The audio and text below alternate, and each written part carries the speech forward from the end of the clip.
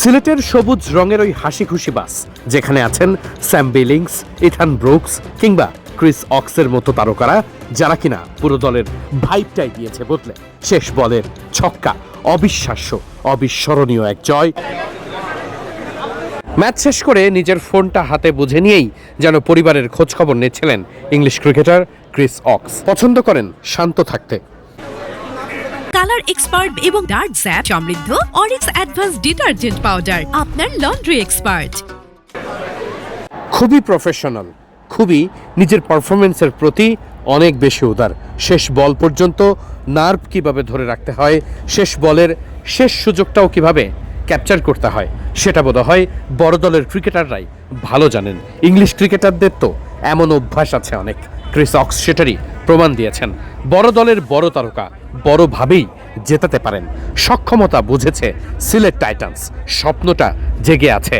মেহেদী হাসান মিরাজের দলটা এখন ফাইনালের পথে, আর মাত্র এক ম্যাচ বাকি, যেখানে ইথান ব্রুকস থেকে শুরু করে মঈন আলী অথবা ক্রিস অক্সের থেকে শুরু করে স্যাম বিলিংস, সবার ভাইবটাই অন্যরকম। সবাই সিলেটটাকে বানিয়ে ফেলেছে নিজের ঘরের মতো, যেখানে প্রত্যেকটা সময় তারা উপভোগ করছে, প্রত্যেকটা মুহূর্ত তারা উদযাপন করছে। সিলেটের দলের এমন আয়োজন, এমন আনন্দ দেখাটাও সিলেটবাসীর জন্য যেন প্রশান্তির। খুব স্বাভাবিকভাবেই দলটার উপদেষ্টা থেকে শুরু করে দলের মালিক সবাই একাট্টা। ক্রিকেটাররা উৎসব করছে, উদযাপন করছে। পুরো টুর্নামেন্টের এই সময়টা যেন সিলেটের অন্যরকমই কাটছে।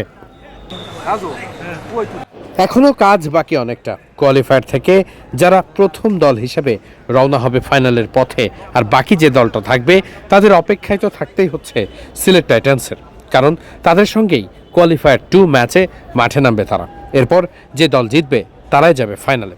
সিলেট নিশ্চয়ই বর্তমানে তাদের যে টিম বন্ডিং, সেই সাথে টিম স্পিরিট আছে, সেটা ধরে রাখতে চাইবে। ক্যাপ্টেন মেহেদী হাসান মিরাজ নিজের পারফরমেন্স নিয়ে তুষ্টি থাকার সুযোগ নেই, বেশ ঢুকছেন তিনি, তবে দল ভালো করছে। মিরাজের ক্যাপ্টেন্সিও দারুণ হচ্ছে।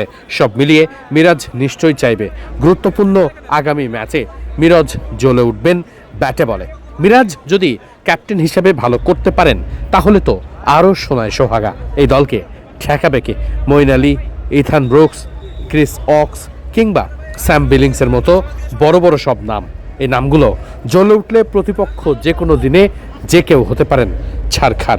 শক্তির দিক থেকে সিলেট টাইটান্স এখন বেশ পোক্ত। বাকিটা মাঠের খেলায় ভাগ্য সহায় হওয়া চাই।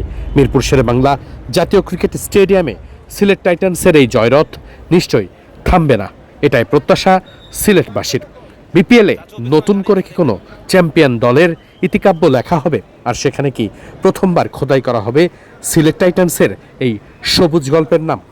মিরপুর শেরেবাংলা জাতীয় ক্রিকেট স্টেডিয়াম থেকে ওয়াহিদ মুরাদ, মিডফিল্ড।